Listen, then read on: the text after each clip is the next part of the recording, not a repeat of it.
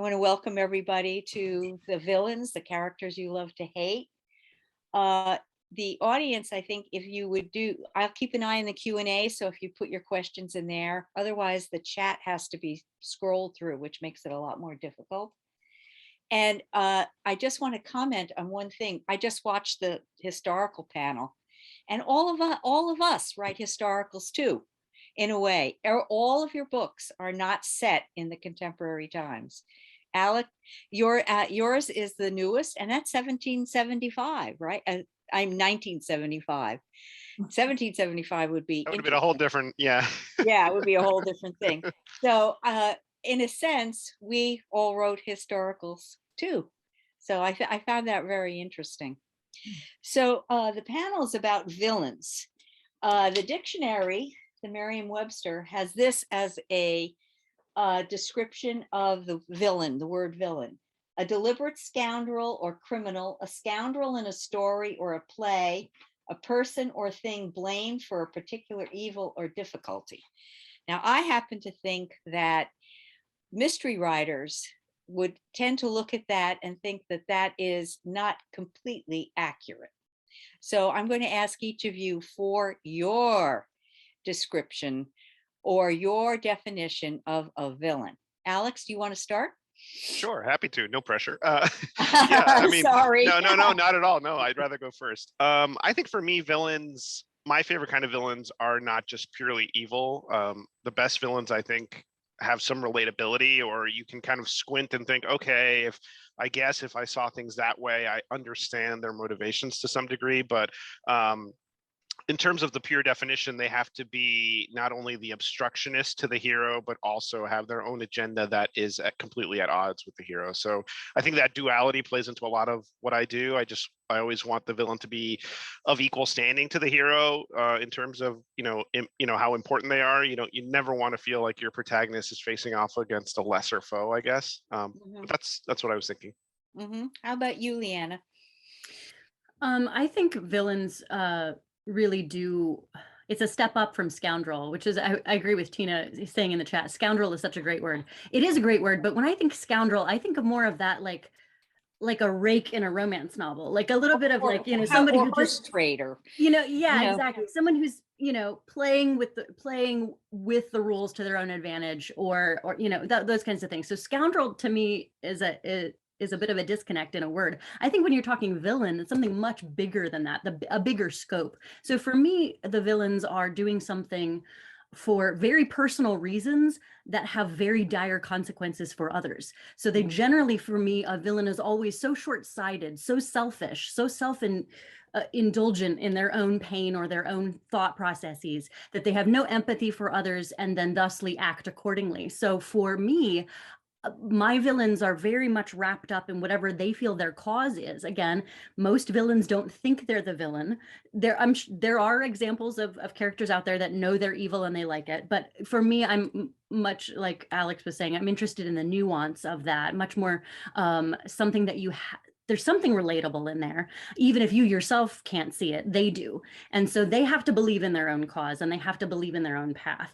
So that for me is someone who is at odds, not just with the protagonist, but also too with the external world, because it has to be, you have to then convince the reader that it's not just that this person is going to be the antagonist against the protagonist, but that you yourself have that same feeling of, oh, I have to fight this big bad, and get the reader on your side that way. There was a comment in the chat that I thought was interesting. One of the suggestions for a scoundrel was Rhett Butler, right? As opposed to a murderer. How about you, Tori? What do you think?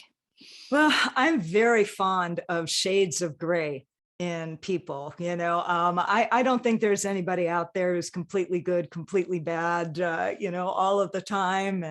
And so I really enjoy exploring those fine lines and the lines that we cross and the way in which we cross them, and what happens for me as a writer and for me as a reader as I'm watching these things happen, where I go, oh, wait a minute. I was rooting for that person. I was empathizing with that, but they just, no, No, they did not. Wait. And you start thinking, what is it saying about me?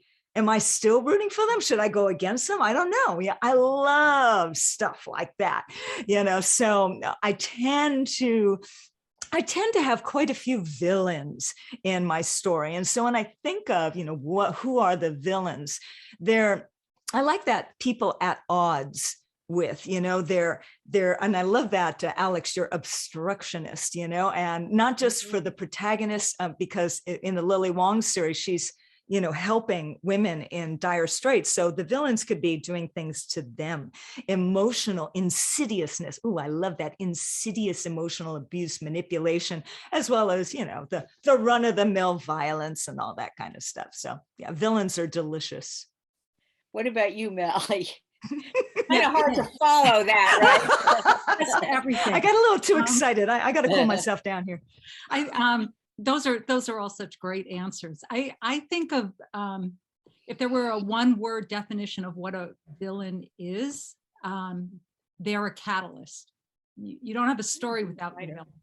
And we're I don't know if we all love our villains. We love some of them, but we're grateful because you don't have a story without one, and you don't really have the hero or the protagonist change in your story unless they butt up against a villain who is their equal, who is really a challenge. And I think you can have, there's a continuum of villains we've all talked about already, which is somebody who just makes a bad decision on the worst day of their life, all the way to someone who's a sociopath. And I have a couple of villains along that line, but I think that's great. And that's a great segue into the next point. And that is that Mally and Tori have, in my opinion, since I've read all of your books, several villains in your mysteries. I read The Ninja Daughter for you, Tori, and of course Turncoat's Widow for you. And both of you have several villains. Alex, I'm not sure you have a villain. I mean, you have a murderer, but I'm not sure you have a villain. And Leanna, you definitely have a villain. So Mally, I thought you could talk a little bit about why you chose to have several people who could be villains, and then you have the big bad. Yeah. Mhm. My book, The Turncoat's Widow, takes place during the American Revolution, and it involves a plot. And the plot takes place both in Morristown, New Jersey, where George Washington spent 2 winters, and in New York City circa 1780. So in some ways, if you think of how people need to communicate, I needed villains on both sides of the Hudson River. And that was a good part of it. And the second reason, probably the real reason, is in researching the book, I discovered a real life villain who was just too great and too juicy and too horrible not to include in the book. Do you want to talk about him a little more? Because I know who you're referring to. Yeah, his name's William Cunningham. And I don't want to go on too long because we don't have a lot of time. But the history I learned in school was really a myth. And the country was a lot more divided and worse things happened during the war. William Cunningham was in charge of prison ships moored in New York Harbor off the coast of Brooklyn, and was responsible for the death of a good number of the 10 to 12,000 soldiers he was in charge of. So I just had to have him in the book. Mm-hmm. And you did a great job with him too. Tori, one of the things that I noticed about The Ninja's Daughter was you had like grades of villains, villainesses, if that's a word. So do you want to talk about that a little bit? I'd be happy to. I have to say one thing. It's really important to me that it's the ninja daughter and not the ninja's daughter, because I am a woman of agency and I write about women of agency. And she is a daughter, but she most certainly is a ninja in and of herself. So I just kind of throw that out there.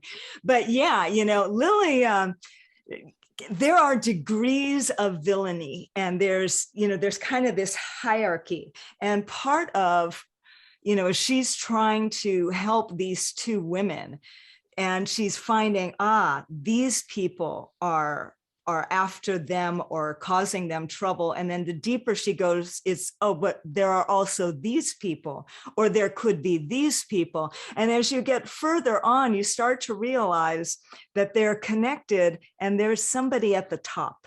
And the question is, who is that somebody? And so, but the interesting thing about that particular book for me, and not saying where on the hierarchy he is, but that would be Jay Tran, because Jay Tran is just, I mean, he's, I mentioned Delicious before. He's such an enigmatic, mysterious assassin, crossing both lines with this just unsettling obsession for Lily, that he tends to haunt her and throughout the series. So we hear of him in the second book, and well, I won't tell you about the third, and I won't tell you about the fourth that I'm writing. Yeah, but I thought he was a very interesting character, because he was a villain, but he also wasn't a villain. I mean, he had a moral code, and in the end, he helps her in a way. So yeah, Right. very interesting character. Very Thank you. interesting. Leanna, I'm going to skip over you for a moment, Alex. Leanna, you have mainly one villain, and he is a really villain, a really evil kind of a villain. So A Summoning of Souls is the one that we're talking about right now. So this is the third book in my Spectral City series. So book one starts with the Spectral City, and book two is a Sanctuary of Spirits, and things get escalatory. In books 1 and 2, there are multiple villains to get to the big bad of the third. So rather than having multiple villains in one book, I have multiple villains stretched out across a 3-arc book. So there is a piece of the 3-tiered mystery solved in each book. One of the things as a cross-genre writer that's a little bit difficult when I'm talking to a mystery audience is I promise that part of the mystery will be solved each book, but I'm also a historical fantasy author. This is historical paranormal. I'm dealing with ghosts and with psychics and with spiritualism being made real on the streets of New York in 1899.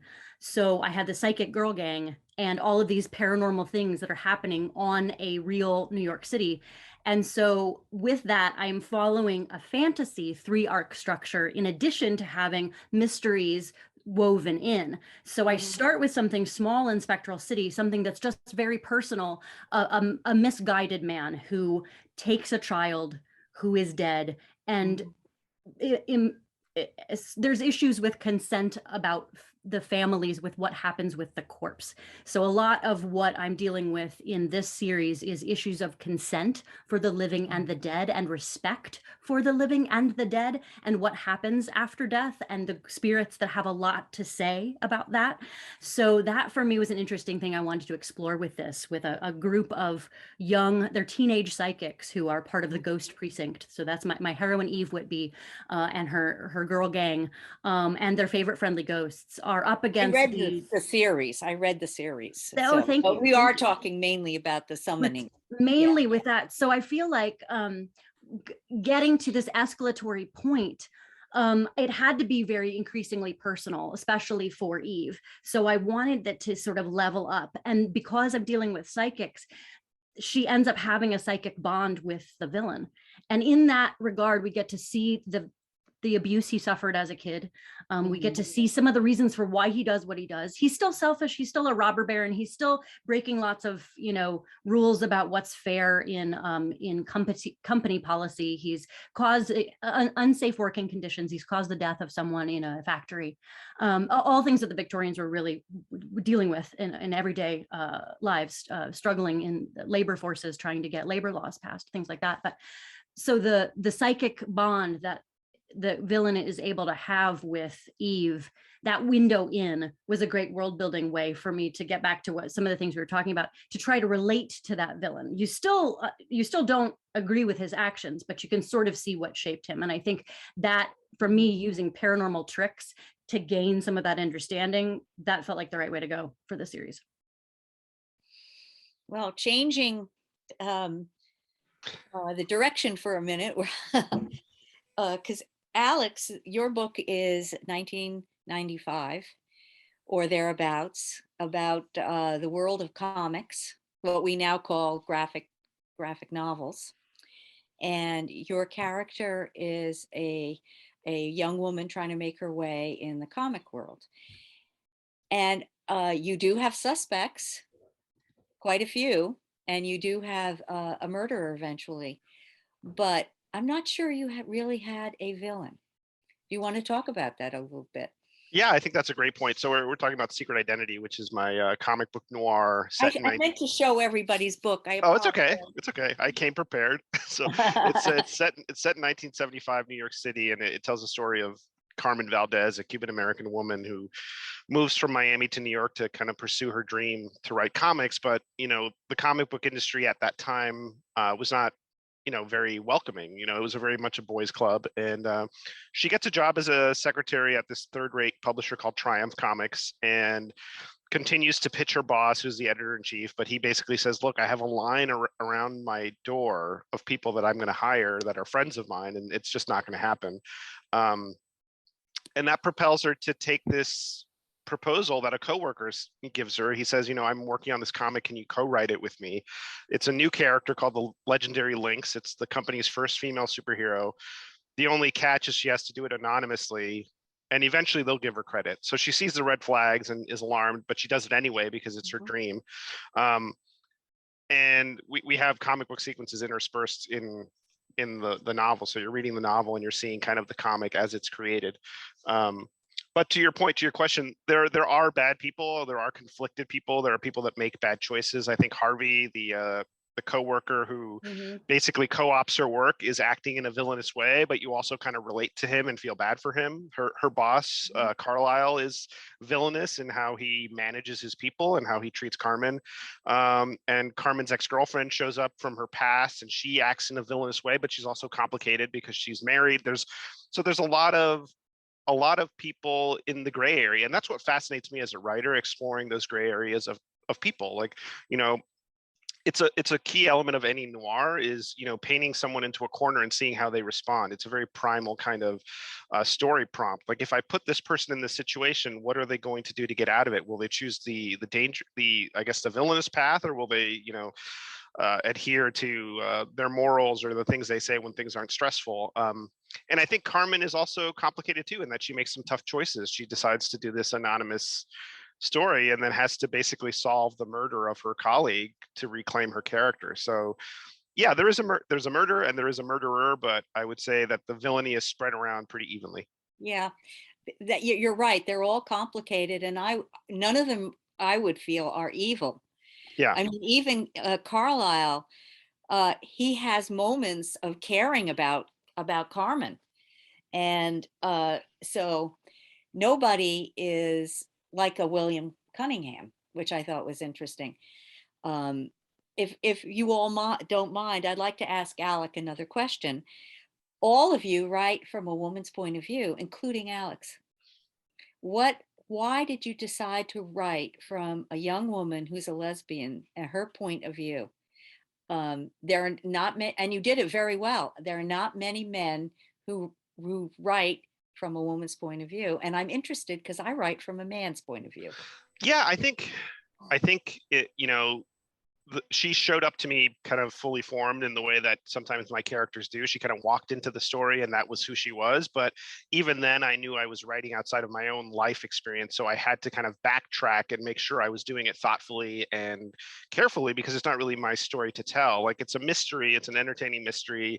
And I thought, it just makes, it wouldn't be what the book wouldn't really exist if it was a story of a man trying to get a job in comics, because he would just get the job. That's right. And the story would be a short story and it would not be very interesting. So I think the idea of spotlighting the industry in the 70s and also showing this kind of conflict, and also showing that Carmen was a super fan. She loved comics. It was like part of her DNA, dating back to her being a kid and going to the comic shop with her dad. And so I really wanted to show that arc of her finally achieving her dream and overcoming these struggles. But I also engaged, had beta readers, and had people that worked in comics at the time and people that had those experiences to at least give me a sense of if I was in the right ballpark and to kind of call me if I veered off in ways that I just didn't know.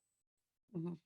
I have to tell you, I've read comics most of my life, although that again, they're called graphic novels now. And I had read a number of those comics you referenced in your Oh, book. good. So that was pretty funny. Yeah. Oh, nice. I when you're writing a mystery, and especially if you're thinking about a villain, you do have to think about the whole concept of evil and violence. And I mean, we've touched on the whole evil side, but all of your books have violence in it to a greater or lesser degree.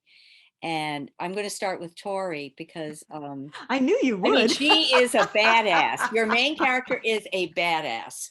So I thought we could start with you talking a little bit about that. Sure, sure. Okay, so my protagonist for the Lily Wong series is a modern day ninja. It's very culturally oriented because she's half Norwegian and she's half Hong Konger Chinese. But yeah, so all of that is woven in there, the whole mystique of ninja martial arts and all the other martial arts that she does as well. So she ends up being a protector of women and children. In the first two books, here we go, The Ninja Daughter and The Ninja's Blade, she's in Los Angeles. And while she's there, for the first book, she's battling, I mean, for both books, she's battling street gangs and mobsters and sex traffickers. These are bad people, they're bad people. I'm sure they love their mothers, but they're doing some bad stuff. And I'm not sure.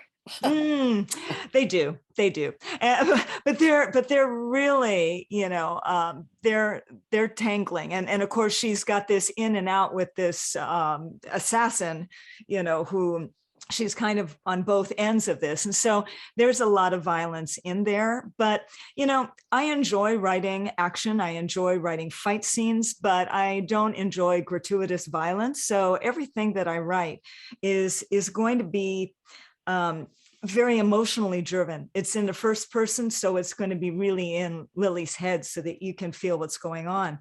Now, I've got a very dark book coming out in May called Dance Among the Flames, and this is not a mystery, although it is thrilling. And while the Lily Wong books are set in 2019, this one is like in 1970s and then back. And this has got some serious evil going on in it, and it creeps in on you. So yeah, there's all of that in there, and I think it's interesting to look at. Well, that would be interesting. Mally, what about you? I mean, you had some violence in there, but not a tremendous lot. I mean, your main character, the widow, Kate, is actually kind of protected from a lot of it by Daniel. Yeah. The violence in the book mostly belongs to Cunningham, one of the villains, and it's so much a part of his DNA.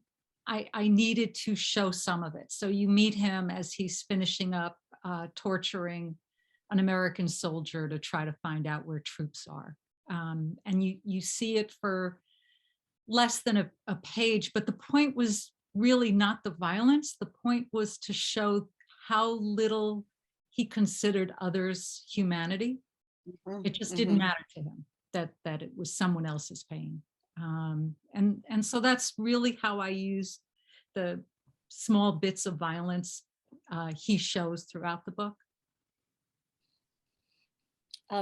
Alex, you have you have a murder, of course, and you have scenes where Carmen gets bashed over the head and a few others, but you actually don't have very much violence in your book either. Yeah, it's interesting. I was coming off writing a PI series that was I wouldn't say extremely violent, but there were, car explosions, murders, and bludgeonings, and all that stuff. And yeah, and I really this book felt more like a character study. You spend a lot of time in Carmen's head and her journey through comics, and obviously there's a mystery to unravel, but I wanted it to feel very focused and tight. And my relationship with violence on the page is you say what happened as clearly and succinctly as possible, and then you kind of get out, because I think I don't really enjoy writing gratuitous violence. I don't enjoy reading it. I don't enjoy watching it. So it was more, it's kind of less is more. Like, when even when Carmen is attacked, which isn't a spoiler, it happens, and then you're suddenly in the next scene. Like, it's not a prolonged sequence, because it didn't need to be. And I think that was kind of, I went where the story took me, which was not high on violence, but big on hopefully atmosphere and mystery and character. And Leanna, most of the violence in your books actually, well, especially the last one, comes from Albert Prinz. Yeah, he really is the most violent of everyone. Everything else, the villains leading up to Prinz as the final bad, they're really much more about controlling people and manipulating their agency, both alive and dead, and very just misguided use of sort of their own faith in ways that are creepy when you're dealing with issues dealing with bodies. And so that for me, I was going more honestly for a bit more horror elements than it was necessarily in a sort of solving this murder, as it were, even though there is collateral damage across the whole series. But leading up to Albert Prinz as the bad guy, he has a violence within him. And I like my fellow panelists, I'm not interested in indulging in that violence at all. I'm not, it's why I'm not a horror writer for full lengths of an entire novel. I have horror elements that creep in, but I'm not a horror novelist, because I don't want to stay there. I want to work through that. And I want to get to that point where you have a positive resolution and you've got hope at the end. And so with Prinz, the violence, I wanted it not be I'm dealing with a big power dynamic of an adult man and a young woman, and I didn't want it to be at all sexual. That's boring to me. I wanted to think, what is something that's actually an intimate violence that is not sexual at all? So the idea of him astrally projecting his energy and psychically terrorizing her, and then sort of manipulating her and others psychically, causing people to harm themselves, is that for me is like a true horror, because then you're not only is it physical, but it's also deprivation of agency, which is my other like big, panic button personally. So, her being used as a weapon, he tries to use Eve, my heroine, as a weapon against her loved ones and against the spirits of the city. That for me, just like the concept of just terror is like, what if you became inadvertently, because of your own gifts, a tool to harm others? So for me, there's those levels of what does that violence mean, and when it gets that personal, that to me is all the more visceral to write and experience and try to push through. That may all make sense. Alex and Mally, you actually both included or used to some degree historical people, real people in your book. So I'm going to ask you, because I almost never do. And it's because it seems like it's very challenging. So I'm going to ask you what kind of challenges you ran into using these real people. Mally, do you want to start? Sure. As Eleanor said, I have a couple of real historical characters, including Alexander Hamilton, who my heroine thinks is a jerk. So that was fun going anti-Broadway Hamilton. I agree with her, actually. I think he's a jerk too. Well, I don't know. But the hardest character to write was George Washington, because he intimidated the heck out of me. And a historian was nice enough to read an earlier draft, and he said, "Why does everyone make George Washington so stiff?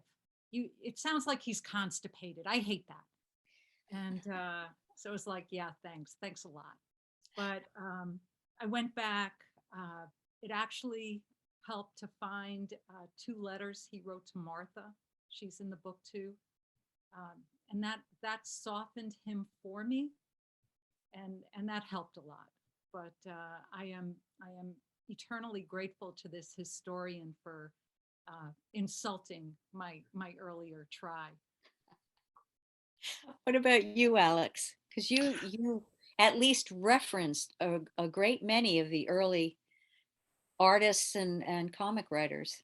Yeah, I think one of the big things I was going for with Secret Identity was giving the reader a sense of verisimilitude. This idea that if you kind of squint a little bit, this may have happened. You know, there may have been a company called Triumph Comics. You may find a copy of the Legendary Link somewhere in a comic shop if you're digging through it.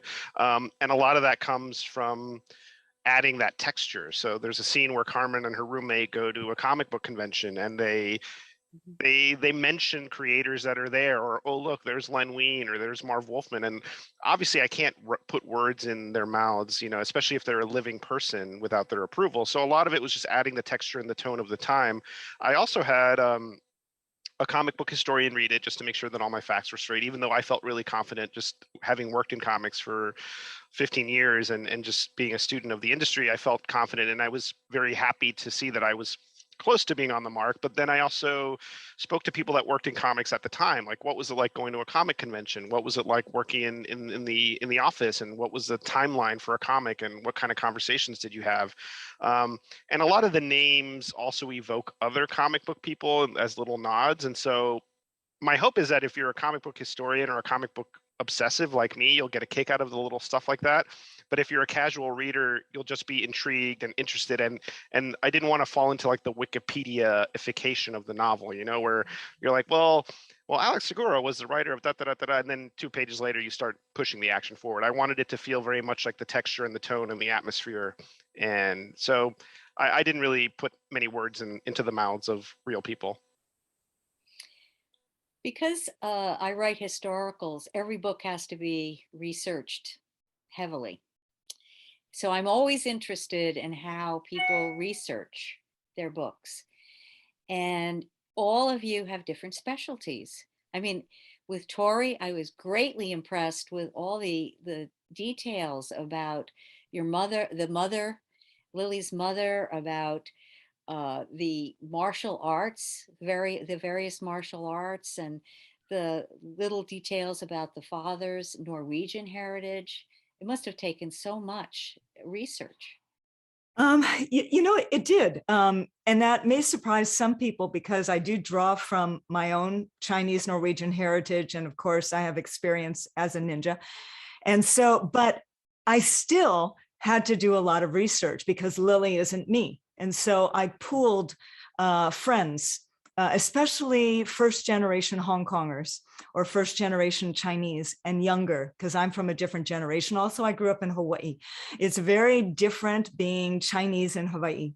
You know, I mean, it's a great place to be mixed race. If you want to be mixed race, Asian mixed race, be it in Hawaii. That's the way to go. But I'll use The Ninja Betrayed as an example, because this is the 3rd book, and this had a heck of a lot of research in it, because not only I'm looking at Hong Kong in the height of the 2019 pro-democracy protests, and I know the specific week that Lily is there because all 3 of my books take place within weeks of each other.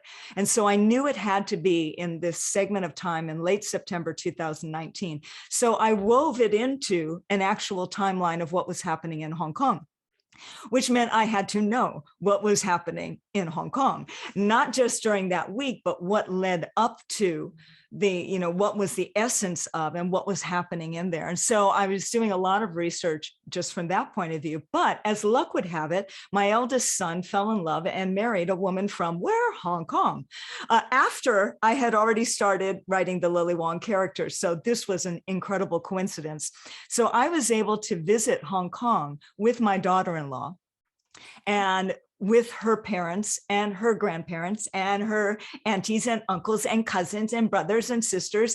And that was my introduction to Hong Kong. So I had my view as a visitor and their view, perspective. And that's what I was trying to weave in, especially looking at the 2019 pro-democracy protests, because I wanted to look at it. I didn't have an agenda to say, this is how I feel about it. I wanted to have different characters looking at it from different points of view. So, when you look at a villain, the villains in this book, there are triads, and yeah, they do some bad stuff. And there's some ninja action because what? She's a modern day ninja, and you'd be let down if there wasn't. But there's also this whole corporate thing going on. And I had to learn about international finance, how it works, and how to subvert it. What do I know about that? Well, a lot more than I did when I started writing this book. Yeah. All bad. And Mally, I know you did all the research for that particular era, which is during the Revolutionary War, George Washington. Do you want to talk a little bit about that, especially how you got the germ of the story? Sure. I had volunteered at the Morristown National Historical Park, and I thought I'd be clearing trails, and instead they stuck me in the archives. Which was disappointing only for a few weeks. I found an indictment dated 1780 in the middle of the American Revolution for the crime of traveling from New Jersey to New York without the government's permission. And as a kid who grew up in and around New York, this just offended the heck out of me. And I took this piece of paper to the park historian and asked for an explanation. And he said, well, probably less than 50% of the population supported independence. And there was so much spying and smuggling between New Jersey or the colonies and British held New York City that the government put the kibosh on travel. And that was really the start of it. I found other primary sources, but I started playing the writer's game of what if. What if I had a young woman who really doesn't care who wins the war? She's a widow, and she discovers that her husband was one of those British spies, and that's really the catalyst, a word I used earlier, for the plot. But I also found things like an attendance list for a party George Washington had in Morristown, where each of the officers paid $400 apiece to attend the party while thousands of soldiers were starving. Yeah. And I kept finding rabbit holes to jump down, and they all made it into the book. Yes. And that must have been a really significant amount of money at that time. It wasn't. There was, speaking of timely, there was hyperinflation. So it might have only been worth $16 in current dollars. So, Leanna, I mean, you have the Victorian setting with all that entails, and plus all the paranormal information. So you must have done some pretty significant research and into New York City at the same time. Well, it helps being a New York City tour guide. I've been a licensed New York City tour guide I've lived in the city for 16 years. And I love the city, and I loved being a tour guide. Theoretically on the buses, I enjoyed it at first, but after a while when I was a bus tour guide, the fact that folks didn't want to listen to the history, they just wanted to get to Macy's, started to really hurt my soul. So I shifted out of that general New York City tourism, and I shifted into being a ghost tour guide. So there's where my paths meet. The paranormal and the historical have all of my books have ghosts in them, and all of them are set in the late 19th century. I'm very interested in the technologies of the 19th century and how pseudosciences were fascinated with trying to prove the existence of ghosts with seances and spiritualism and all of the changes of society, our burgeoning civil rights movements, our burgeoning women's rights movements, all of the things that come into 20th century progressivism are starting and really having conversations in the 19th century. And so I'm so interested in that crucible of a time period. And so obviously that time period for me too, always being drawn to ghosts and really kind of seeking them out in my career. Those two things always have gone hand in hand. So for me, I try to lead you, the reader, on a tour a bit of New York City in the past, along with some spooky friends along the way. And so that really is, you know, for me, another extension of my work as a ghost tour guide. So, and I've got an upcoming nonfiction book about ghosts, focusing on women's ghost stories exclusively. So, and I know Elizabeth Carey Mahone, one of my co-authors, is in the audience right now. So look for A Haunted History of Invisible Women coming out this fall, August 30th, actually. So it's in that we're talking about the way in which historical contexts influence and shape how we talk about the ghosts of the time and how that's changed through time. So I really very much have a lot of that sort of sensibility of the crossroads of history and the paranormal in my work. And it's just been sort of a delightful, layered, history is such a wonderful layered cake. So I'm interested in continuing to figure out those layers and sublayers and try to see where are the intersections and how can we explore those. Well, I'm going to ask Alex the same question, even though you had a very, very extensive author's note at the end of your book, which explains a lot of it. But I'm going to assume a lot of people haven't read that since the book isn't even out yet. Yeah. And won't be out for another week. I've read it. It's awesome. It is. I mean, I Tori. read it with great interest. It was really quite detailed. Oh, thanks. Yeah. So I this was probably the most journalistic book I've ever had to write, in that I wanted to make sure everything surrounding Carmen and her world was as accurate as it could be. And it involved reading and rereading a lot of books that I'd read as a fan or as a just industry insider. But the kind of narrative beats that I tapped into were stories of creators that lost control of their properties or didn't receive the credit that they should have gotten.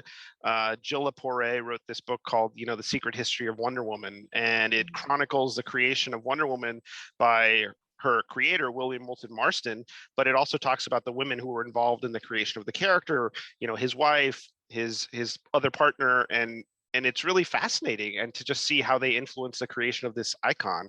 And it's so well reported and meticulously written. And another story that was really helpful to me was about Bill Finger, who is the co-creator of Batman, who a lot of people didn't understand was the co-creator of Batman for many years, because it was always Batman was created by Bob Kane. And so it was like the unearthing of this story that he was actually very involved in the creation, and his struggle to his family's struggle to finally get him credit, because he passed on very sadly in the 70s, was fascinating to me as well. And also just talking to people who were there at the time was really a fun endeavor that I'd never experienced in writing a crime novel before. And I was blessed to have people that I knew that worked in comics at the time, but having them read the draft or just spend a couple hours on the phone telling me war stories, and they all kind of filtered their way into the novel in some way to give it that sense of reality and accuracy and just humanity that, we all strive for. Yeah, it was maddening at one point, because I remember the 70s very clearly, and yet at the same time really, really interesting. So yeah, and the New York in the 70s was also something there was a lot to cover there. It's because it's a New York in stark contrast to the New York of today or recent memory. And I love the music of that era, so it was fun. And Tori was talking about researching the timeline. I had to make sure that certain things happened when they happened, like that comic convention actually happened on that day, that year. And there's a show at C Plot that was actually the art, you had to dig in who was playing that night, so you can just be accurate, because there's always going to be a reader that double checks and says, well, actually it was Talking Heads, not the Ramones. And, so you want to be as accurate as you can be. I'm sure, I think we've probably all had blowback from somebody about something that's in a book that we've written. Yeah. Uh, and we don't have a whole lot of time left. I did want to leave a little time in case there were questions from the audience, but I do want to ask one final question, and that's what's ahead for you. Alex, I'll start with you this time. It looks to your books cover a lot of different ground. It's not, uh, I didn't see, really any series exactly, not the same, necessarily the same topic or the same time. So what's next for you? I'm writing my next crime novel for Flatiron, which will hopefully be out sometime next year. And I have another novel coming out this year that we haven't announced yet. That's exciting and not like Secret Identity at all. But so I'll be happy when that's out there. I'm also writing a comic book in partnership with NPR, which sounds so wild, but they did a series of episodes for Planet Money spotlighting public domain, basically the IP, the idea of IP and comic books and how it's become very valuable. And I was interviewed for the podcast, and no company sold them a character, spoiler alert. So they decided to pull a character out of the public domain and reinvigorate him. So it's called The Mysterious Microface. I wrote it. Jamal Igle is a fantastic artist drawing it, and it's got all the humor of a Planet Money episode, but it's a comic book. So NPR is publishing a comic book, which is wild. Wow. And so what about the book that's coming out next? It's set in the modern day. It touches on some similar themes as Secret Identity, but that's about all I can say. Okay. Okay. How about you, Leanna? What's next for you? Oh my gosh, this is such a busy year. I have 3 novellas coming out that extend my Spectral City universe with a company called Scribed. Scribed.com is a huge compendium of content, and I'm doing 3 novellas for them called The Spirit Suitor Chronicles, spinning off my Spectral City characters, where I have a ghost heroine and an exorcist love interest, and their meet cute is that she possesses him, and then they fall in love and solve crimes. So it's very fun, and I'm narrating the audiobooks for those as well. So those will also be available via Scribed. My theater training comes in handy for that. So those will be out this summer and starting late spring from scribe.com. And then A Haunted History of Invisible Women, True Stories of America's Ghosts is coming out on August 30th from Kensington, their Citadel imprint. I'm so excited about that. So my co-authors are Andrea Janes and Elizabeth Carey Mahone. And we have a foreword by Stoker Award winner Linda D. Addison. Actually, she's our afterword now, because her essay was so good that we're like, no, this is the final word. So she's the afterword now.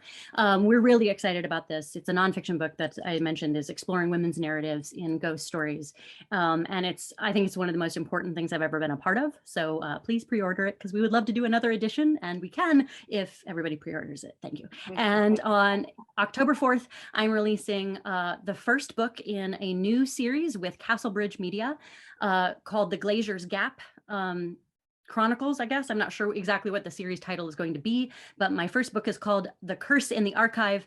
It is a very Nancy Drew meets Broadchurch meets Twilight Zone meets Dark Shadows kind of story. It's my first contemporary, but it's also about reincarnate lovers from the 19th century possessing modern people. So it's got enough paranormal stuff and 19th century nods that I felt I could tackle it, and so that's going to be very fun, coming out from Castlebridge on October 4th, we believe. So check those things out. And I'm having a hard time keeping track of my deadlines, but I think that's everything.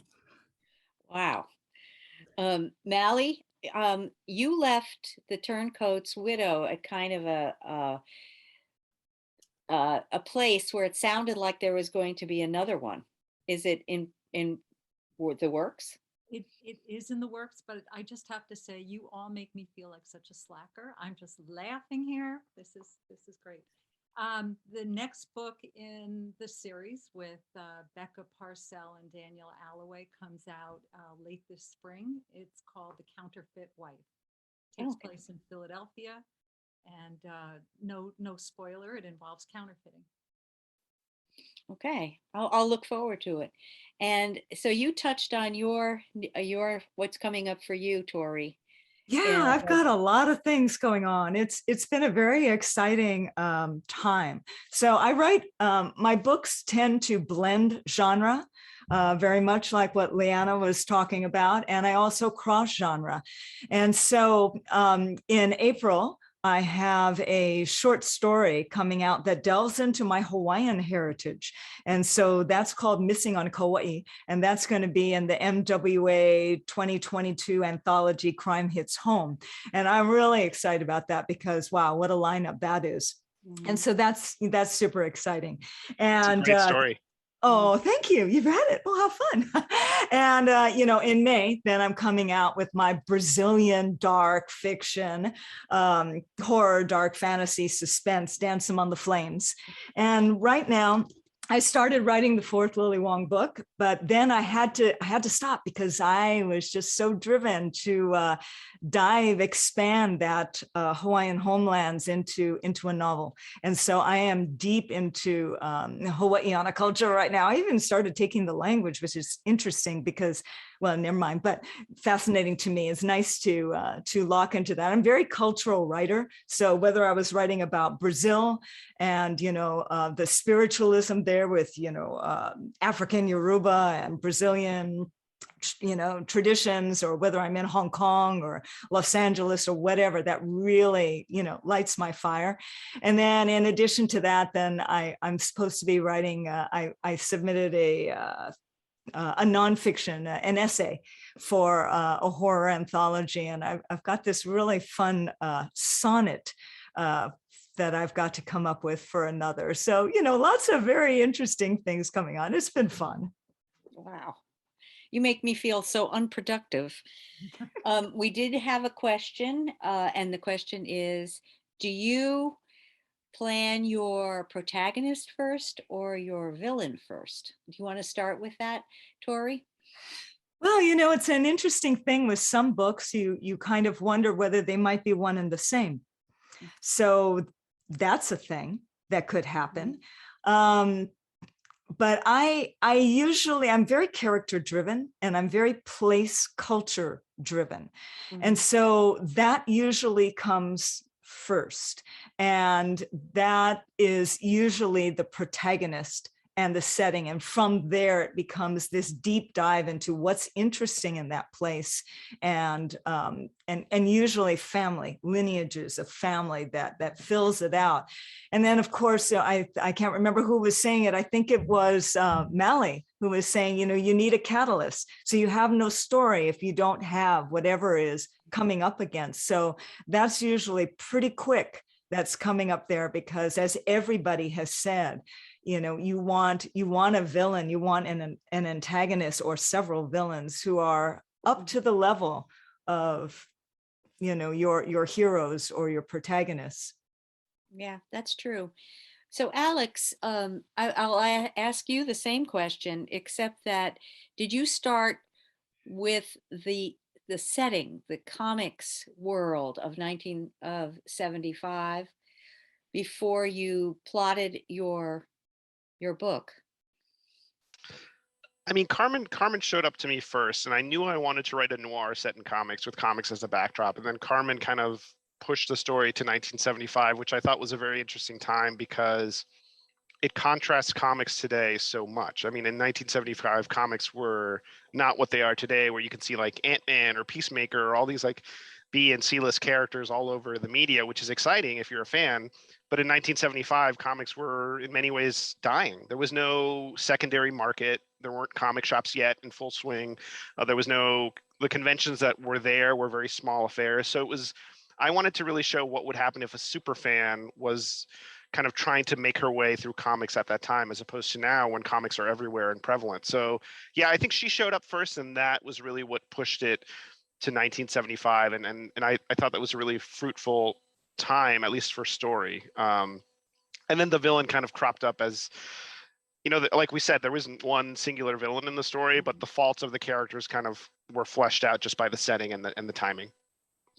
And you did not mention that during that time, comics were really looked down upon. No Yeah. library would have anything to do with comics or what graphic novels or anything. And if you read them, you were considered like sort of, you know, beyond the pale because you Yeah. were supposed to be reading a real book. They were seen as disposable, very, minor works, like not the kind of thing like now you keep them, you put them in bags or even slabs because of the value, or Yeah. they're collected in libraries and bookstores. But and I think at the time you were either a super fan like Carmen, or you were just kind of working in comics to make a paycheck and get to do your novel or your TV show. So I really wanted to show how different it was then than now.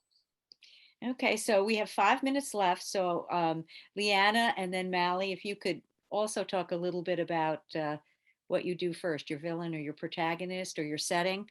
I always do setting first, so. See, much like Tori, and probably this comes from my theater background, being an actor, character driven all the way. And then what setting is framing the character. And then because my books are all set in the same world for the most part, I'm also interested in, okay, what aspects of the 19th century have I not explored yet that I want to explore? So sort of like turning a prism and seeing what facet have I not really explored yet. So I realized I had all these books where spiritualism was kind of mentioned, but I didn't actually have people sitting down to do seances at any of my books. And I was like, all right, no, I need to have like a paranormal procedural with seances. This is what I need. And I'm really interested in an unregulated robber baron industry like early pharmaceuticals. Because, this in 19th century, you would just regularly prescribed cocaine, so it was wild. So I was interested in like kind of discussing a little bit of opiate culture, which also has resonance to today, with some palliative cures, a bit of snake oil salesman kind of thing with palliative notions and how easily it was to poison someone too. So I was fascinated by these things. So I thought, okay, I need to have a seance holding heroin, and I have to have some kind of robber baron, early big pharma, robber baron character, but then there also has to be elements that they're all on some shade of paranormally inclined. So in one of those things, it ends up being for me, the villains was a needs must with the heroine and the setting and the elements I wanted driving everything. Mm-hmm. So Mally, you talked about William Cunningham as your villain. Did you start with him, or was it? I'm going to take the conversation in a little different direction. Knowing the villain in advance implies that I planned my novel, and no, not very much. The villain actually changed, or one of the villains changed halfway through, because I got bored with what I originally had written and thought it was too obvious. So yes, character driven, came up with the heroine, with the two protagonists first, who are an unlikely duo, and then just pantsed along the rest of the plot. Mm-hmm. Well, so you're a pantser then. You don't actually plan it out. I think I'm a plotter, and then about 1/3 of the way through the book, I realize I'm not, and I haven't. And I hope to do better on planning in the future.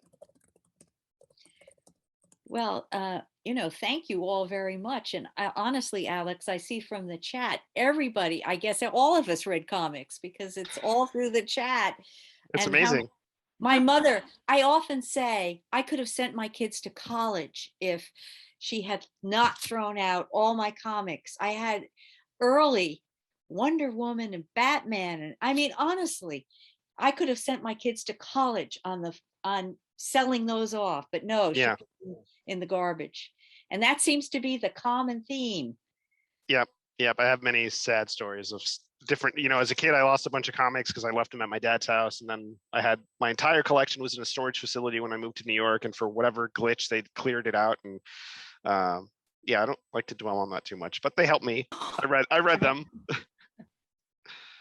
So we are really, really within 1 minute of the ending time. I want to thank everybody. It's really been an interesting conversation. And everybody's books and everybody's work is so different. It's really nice to see so much variety. it's exciting, and I enjoyed reading so much variety. Thanks for the amazing questions and for this Yeah, panel. thanks, Eleanor. You did a great job leading us. Thank you. You're a great Oh, thank you. moderator. And this has been just loads of fun talking to everybody. Thanks everybody for joining in. We really appreciate it. Yeah, it was really fun.